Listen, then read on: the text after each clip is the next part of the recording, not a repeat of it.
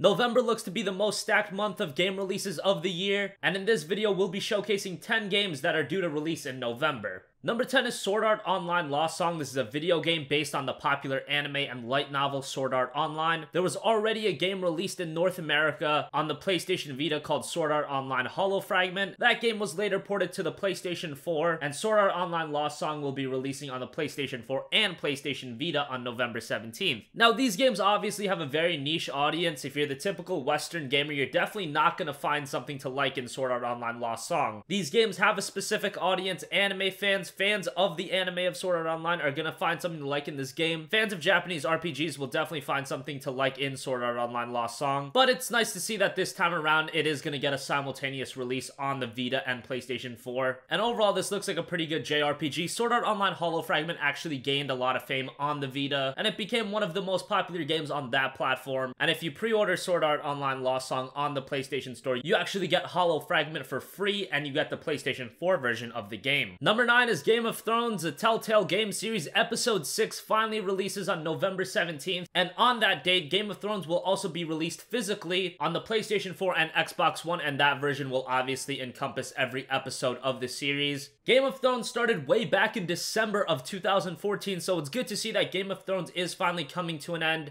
The game has overall had a mixed reception. It doesn't live up compared to some of the other Telltale games like The Wolf Among Us and The Walking Dead, but fans of the Telltale games are definitely going to like Game of Thrones, and if you're a fan of the Game of Thrones show or the Fire and Ice novels, you'll definitely enjoy Game of Thrones, the video game. It's just nice to see that Game of Thrones is finally ending. It's been out for almost a year now, and while it did have 6 episodes, a year-long wait to get all the episodes was pretty long, so finally it will be ending on November 17th. It'll be cool to see the ending of the series, even though it has had a mixed reception. It's definitely not a bad game from Telltale, just not one of their best. Number 8 is Anno 2205. This is a city building and economic simulation game by Ubisoft. This game is very similar to SimCity, which is a game that EA released about a year ago, and we all know that game disappointed a lot of people. This game can also be compared to the popular Cities Skylines, which was a game that released after SimCity and really took a lot of its fan base. Anno is a PC exclusive series which knows its fan base. If you're a fan of these city building type of games, Anno is a game that you definitely want to be on the lookout for.